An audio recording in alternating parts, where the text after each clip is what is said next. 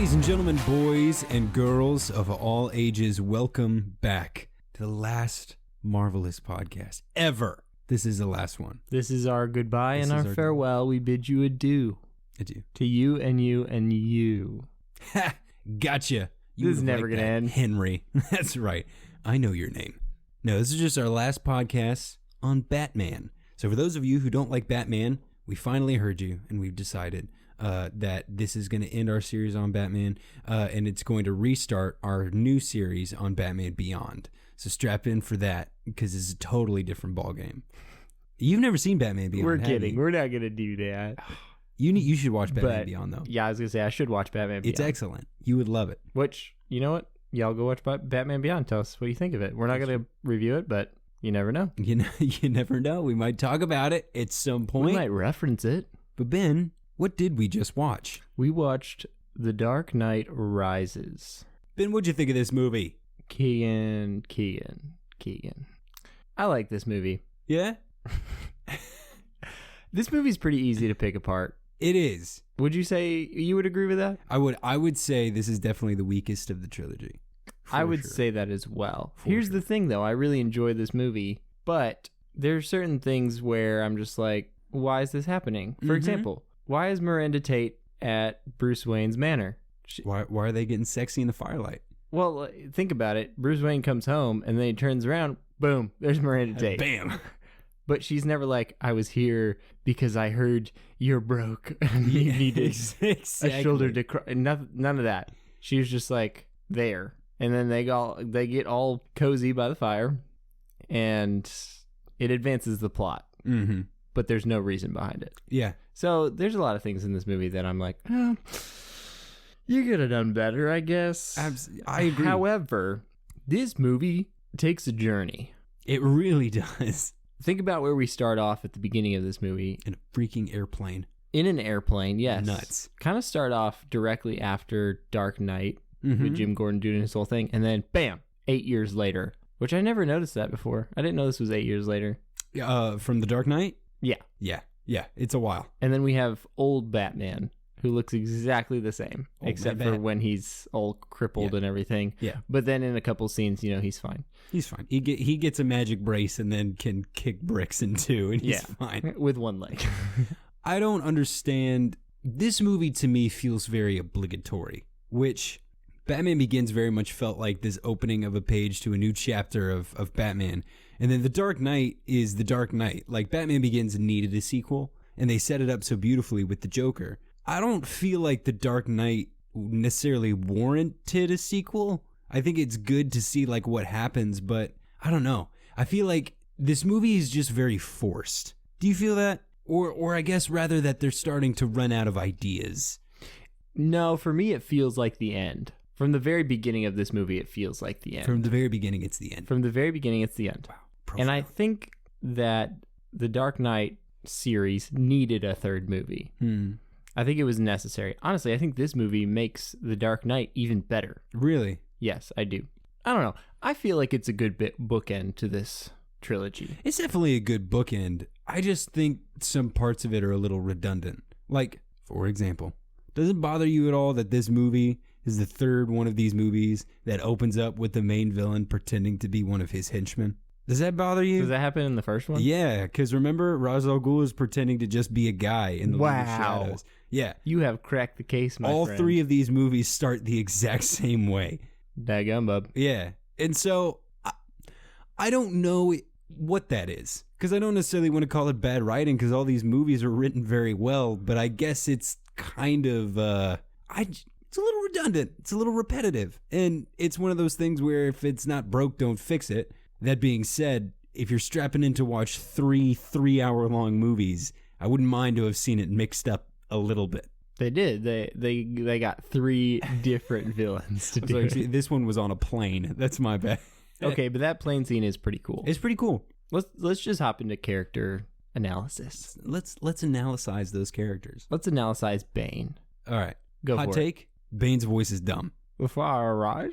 Yes, it's too much. I kind of like it. I thought I liked it, and then I watched this movie again, and I was like, he sounds a little goofy. But you remember it.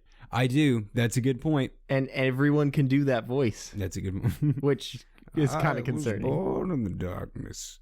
Molded by it. Molded by it. Sound like a grandma Bane. Exactly. Molded by it. You, Batman, want to come over to my house for tea and crumpets? I wanted to know what would break first. Your spirit or your belt after all these biscuits I got for you. Jeez, you're making Bane a softer character than he should be. It's true. That man is rock hard, though. Have you seen... We're getting out of it.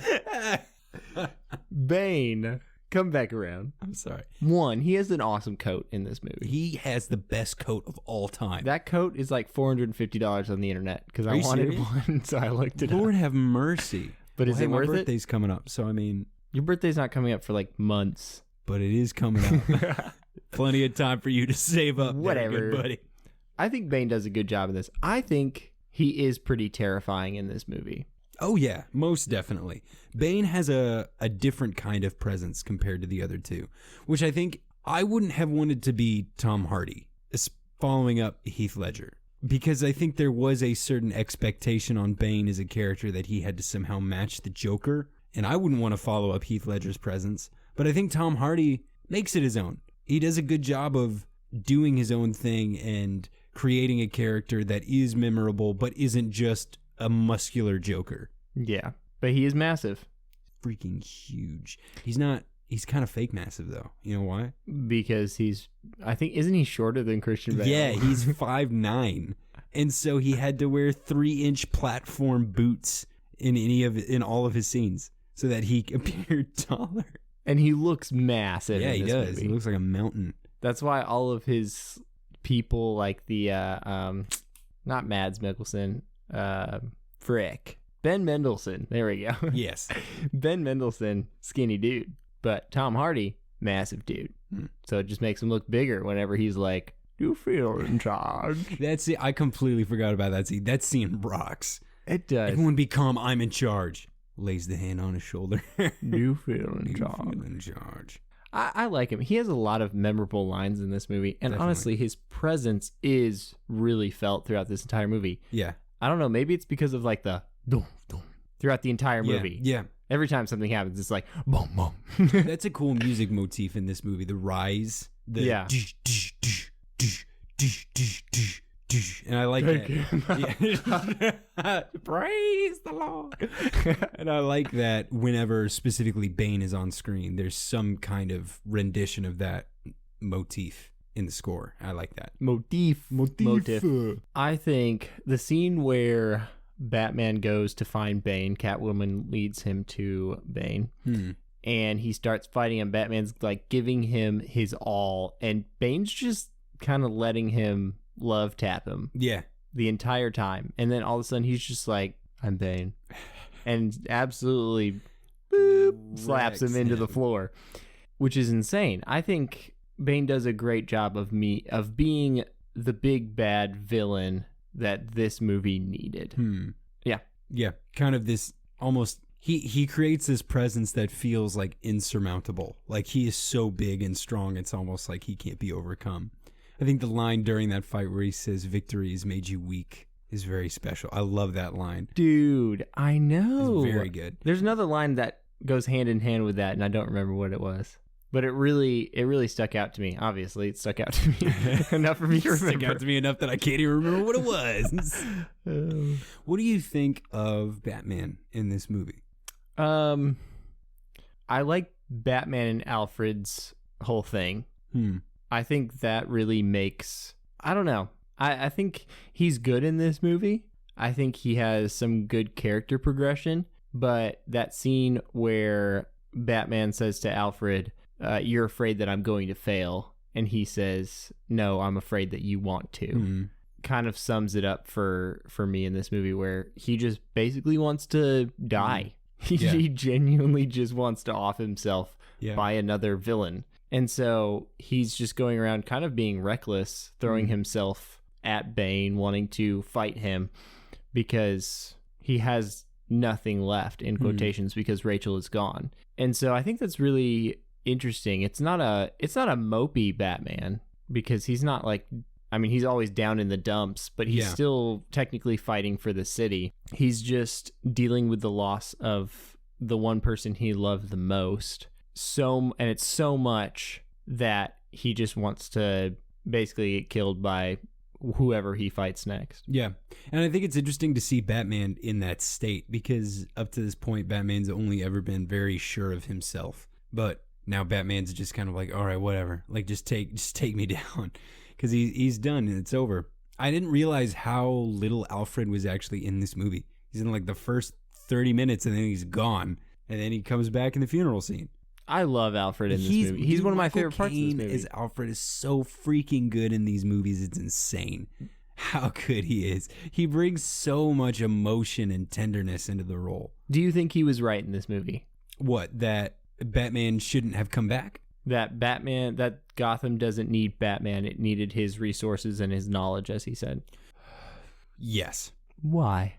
Because here's the thing, is that Bane wanted Batman to come out. Because at this point, Batman was labeled as a bad guy, as a villain. Everyone thought that he was the one who killed Harvey. And so at that point, Bruce doesn't really have this opportunity to be a symbol anymore, because Harvey is the symbol. And so to bring Batman back, it brings hope to certain people, but it also brings a lot of bad feelings to other people.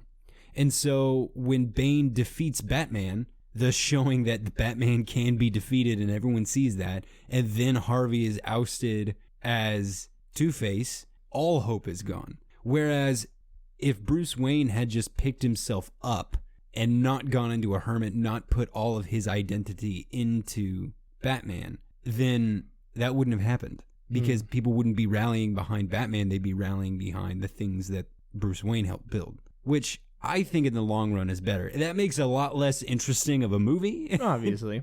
But I do think it's interesting that at the start of the series, we see this man who's so intent on making a symbol, making something that will ascend himself so that he won't have to be that symbol in the future. But in this movie, it's interesting because he sees himself as only that symbol. When Batman goes away, so does Bruce Wayne. He hides himself away. It's like subtly the narrative thread through this movie series has been starting out this journey of Batman with so much hope and, so much light and this desire to bring a difference into Gotham. And it just slowly becomes kind of selfish, because it's something that Bruce Wayne feels that only he can carry, or that only he should go down with, and that if Batman goes away, so does he, which I think is interesting. I think that is interesting. One of my favorite scenes in this movie is when Bruce Wayne and Alfred are talking and they walk into the mansion and Alfred quits, and he says that line where he's like, I have been here for this family since I heard your cries like echo through these halls. It gets me every time. Yeah. It makes he does. He has to bury him. What do you think old Robin Blake in this movie? His name's not Robin Blake. It is. That's his name. No, it's Officer Blake. But his first name is Robin. I love Joseph Gordon-Levitt. I do too. He's awesome. Joseph Gordon-Levitt in any movie I want to watch. Yes. Even if it's a bad movie, Joseph Gordon-Levitt does well. Even if it's a bat movie. And I love... I'm sorry. Is his last name Gordon-Levitt? Yes. It's a hyphen. Is it actually? Yeah, it's Gordon-Levitt. Wow. Because no one just says Joseph Levitt. You'd be like, who the frick is that? I'd be like, Joseph Gordon-Levitt? You'd be like, oh, I know him. And oh, yes. He is that bike messenger in that one movie. He is. Dude, you've seen Rush Hour? That movie's crazy. Is it called Rush Hour? It is called Rush Hour. I don't think it's called Rush Hour. Sure it's called. There's Rush Hour movies. I'm Googling it. Do you know the Rush Hour movies? I don't think so. Yes, you do, with Jackie Chan. I've never seen any of them. What are you doing? I've seen Rush Hour with Joseph Gordon-Levitt. I don't think it's called Rush Hour, but yes, I have seen it. Hold on. All right, shut up. What's it called? Hold on. I'm trying to find it. I can't. Why did I think it was called Rush Hour? Premium Rush. There you go. That's what it's called. You suck, Keegan. Don't look at my shame. Anywho, all that to say, Joseph Gordon-Levitt is wonderful in this movie, and I think he's one of the best parts alongside Michael Caine. Yes. Having it revealed at the very, very end that he is technically Robin. Yeah. Which Christian Bale said that he would never do a movie if Robin was in the movie because we all know how that ended. So I think it's really cool to have, just this police officer. Yeah. That's not second to Gordon. He's just kind of there. And he's referred to as a hothead. He has a lot of passion for the city. He already knows who the Batman is. Yeah. Because he was also an orphan. And when Bruce Wayne came into the orphanage where he was at, or the boys' home, he said, I saw that same look in my eyes every day. Yeah. And basically, I know who you are. And so I think it's very interesting even to see his character progression, that he becomes a detective in this movie, which DC stands for Detective Comics. Correct. I did not know that. We learned that while we were watching this movie. Which kind of makes me feel like I'm not a DC guy. I'm a Marvel guy. Yeah. And so, yeah, y'all can at me about that. Well, it's funny because I always thought, you had asked me what DC was, and my immediate thought was Detective Comics. And I was like, wait, why would it be called like, that wouldn't make any sense. Because there is, that's where Batman was. It's kind of cool. Revealed. Yeah, it is kind of cool. And yeah, Google it. DC stands for Detective Comics. Yeah. But it's also, oh my gosh, I just thought of this, Ben. The logo is DC Comics. Yeah? Yeah. So it's Detective Comics. No wonder DC is in the crapshoot. That's why DC sucks. They need a better name. Reining it back in. It was really cool to see his progression until the very end of this movie when he still has hope in the Batman. Yeah. And then to have all of Bruce Wayne's Batman stuff passed on to Robin to be the very, very closing scene, I think was really cool. Because if you think about that, that could totally set up a different franchise. Yeah. Not even obviously it'd be in the same world as the Dark Knight trilogy, but it could be totally separate from that. Yeah. Because different character, you could make a Nightwing movie, you could make a Red Hood movie if you wanted to. I know you'd have to get into a lot of stuff there. But, as you all well know, Nightwing and freaking Red Hood should already have their own movie. And I agree. It pisses me off that they haven't. But I think that he is one of the best parts in this movie. Honestly, the supporting actors or the side actors, I enjoy more than Batman in this movie. Yeah, honestly. And I didn't used to like the fact that they're like, you should go by your first name, Robin. And then the movie's like, huh? But I think it's a sweet nod. It's subtle. It's not thrown in your face. All right. I'll give it to you because I love you. Well, no, because he walks in and he's like, Blake. And she's like, we don't have anyone like Blake. And he's like, oh, here's my real name. And it's Robin. That's not in your face.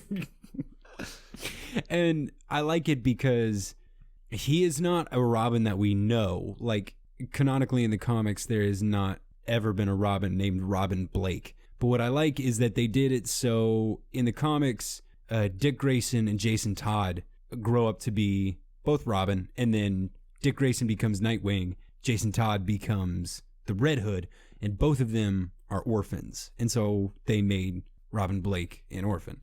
And then on top of that, my favorite Robin, his name is Tim Drake. I get it, Tim Drake, Blake. And so oh, yeah. I like it because Tim Drake in the comics shows up at a time after Jason Todd dies. So Batman's getting real brutal and really, mean. He's a mean Batman. And Tim Drake's like, Batman needs a Robin. And so he just figures out who Batman is. He's like, all right, it's Bruce Wayne. And then breaks into the Batcave and is like, make me Robin. And so I like that with Robin Blake, they made it so he just figured it out. He's a smart enough and good enough detective that he just deduced that Bruce Wayne is Batman. I like that. I like that too. And I would like to see him, like, in some crazy alternate universe where a fourth movie of this comes out. I would like to see Joseph Gordon-Levitt as a Batman or Nightwing. I think he'd make a good Nightwing, honestly. I would love to see him reprise his role. Yes. What are your thoughts on Catwoman in this movie? I don't feel like Catwoman needs to be there. Would you agree with me that Catwoman is in this movie? I would say so. And not to say that she's bad, Because I think Anne Hathaway is a very talented actress, and she does a good job as Catwoman. There's so much going on in this movie. She's not memorable. She's not memorable, especially coming off of Michelle Pfeiffer. Now, granted, Anne Hathaway's not running around swallowing birds, but I don't know. Michelle Pfeiffer, when she's Catwoman, is so magnetic on the screen, but Anne Hathaway just doesn't have that. She's the grayest character in this movie. She is. What I mean, very gray movie. A lot of snow, a lot of white, a lot of smaug, a lot of smaug. Meaning she's not bright and vibrant, and she's not dark and mysterious. She's just kind of, She's just there, and she has a couple cat puns. Cat got your tongue. Oh my gosh. Which, she's freaking flexible, though. Did you see her? She got her leg all the way up on that guy's neck. Dude, those heels had to... I don't know how she walks in those things, you know? Crazy. Yeah. Shout out to all you women out there walking in those heels. Yeah, I don't get it. Y'all... I don't know why you do that to yourselves. However, she's just kind of and we're going to leave it at that for Catwoman. I agree. Jim Gordon. Best part of the movie. Ooh, why? I don't know if he's the best part of the movie, but he's definitely one of my favorite parts of this trilogy because Batman gives up. You know who doesn't give up? Jim Gordon. Jim Gordon. Freaking in all of this, before Batman even showed up, Jim Gordon was on the beat fighting for the good guys. He was walking the line. He was, and that's the reason I freaking love Commissioner Gordon, not even just in these movies, but as a character, is that in this crazy town of Batmen and monsters and crazy clowns and legitimate like city-ending threats and the comics world-ending threats, Jim Gordon's just there, just helping out because he wants to help out.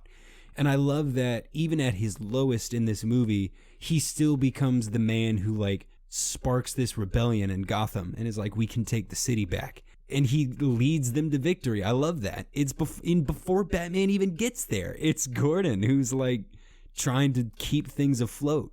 I love that. What a man. What a man. Yeah, Jim Gordon is definitely one of my favorite parts in this movie as well.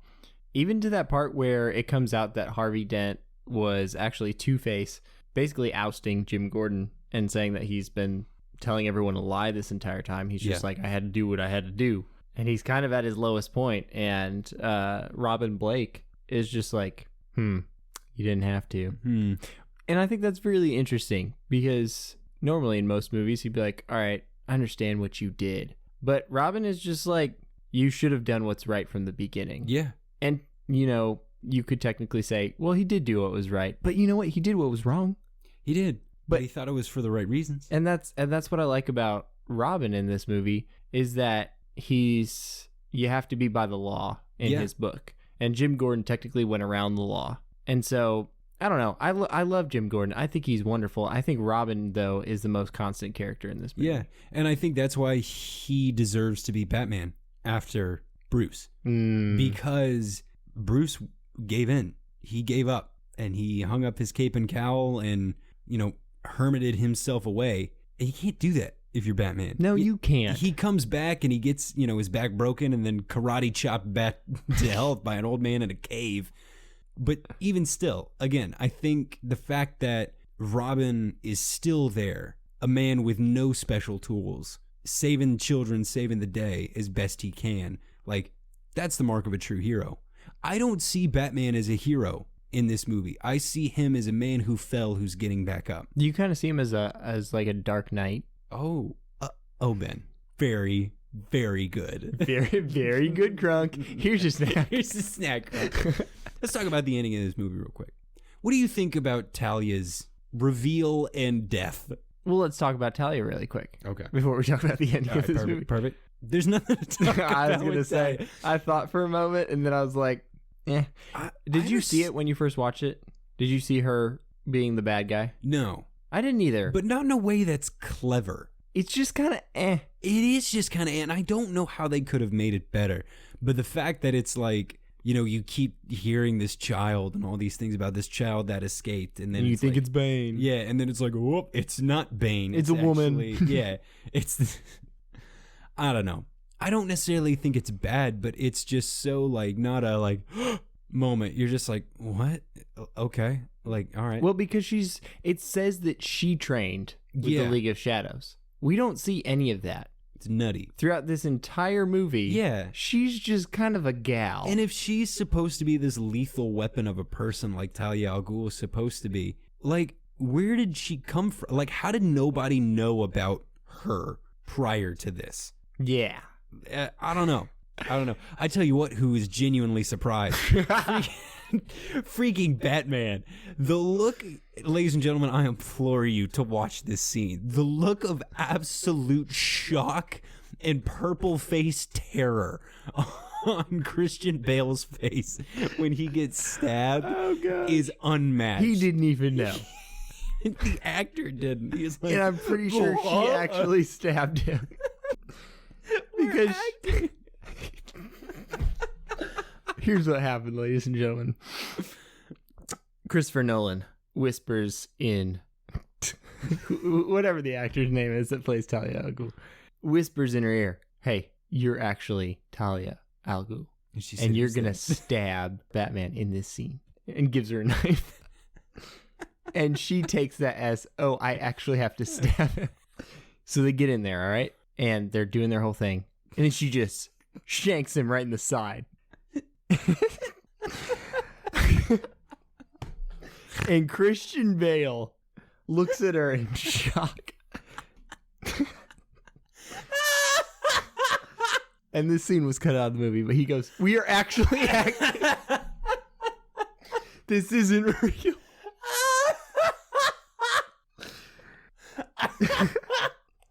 That's why he was so shocked, is because she actually stabbed it. She didn't actually stab it. This scene of the Three Amigos. It's real. That's what he looked like, though. Honestly, that's great acting, because genuinely, he looks like he just got stabbed. He really does. What do you think about Batman not dying in this movie? I really like it. Really? I mean, I really like it. That's wonderful. Yes. I don't think you could have ended this trilogy better. The last 15 minutes of this movie are perfect. It's pretty dang good. For Batman. Yeah. For Batman's ending. Because if Batman dies, yes, he dies saving the city. And Christian Bale also dies. And you're really, really sad. If you think about it, Batman does die in this movie. He does. However, Bruce Wayne does not die. Bruce Wayne finally gets to live and actually have his day in the sun. He gets to go blaze his own trail, and he gets to have a life with a family. Yeah.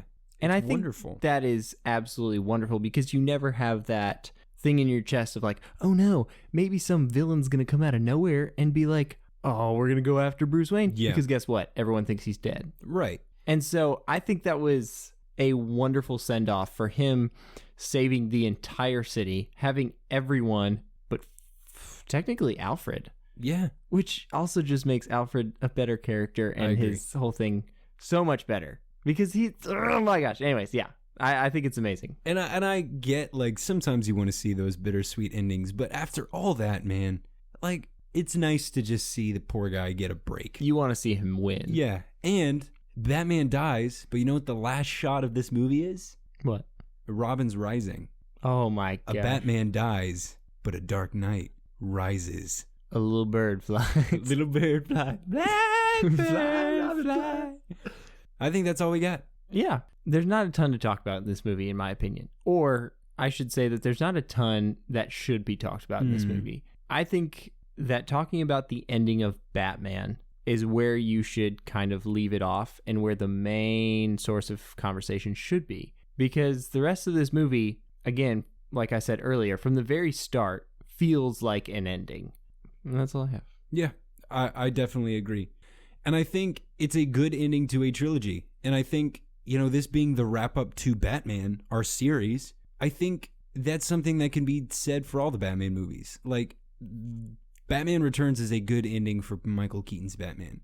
Batman and Robin is there. Dark Knight Rises is a good send off for that era of Batman. And I'm excited for the next era of Batman. I hopefully will be excited, but we'll see. As we wrap up, what is your favorite Batman movie? My favorite Batman movie. I'm kidding. I don't need to think about this. It's The Dark Knight. It's The Dark Knight. Yeah.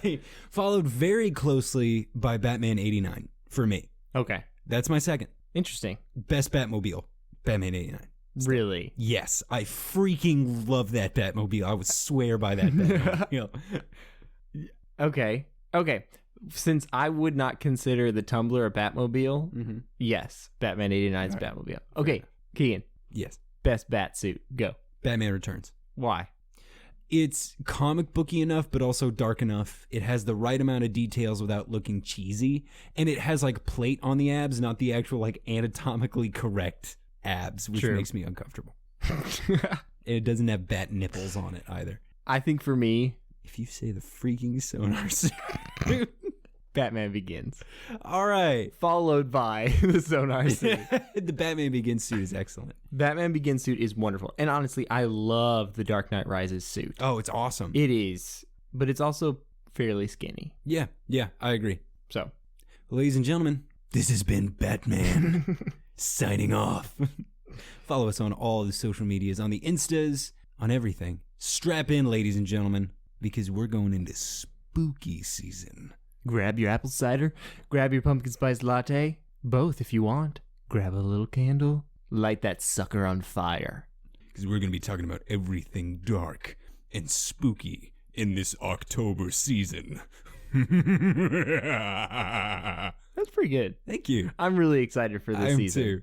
And we're excited to bring these topics, these movies, to your ears. You don't know what they are yet, but we'll give you a rundown in the next episode. It'll be great. Good evening. And good night.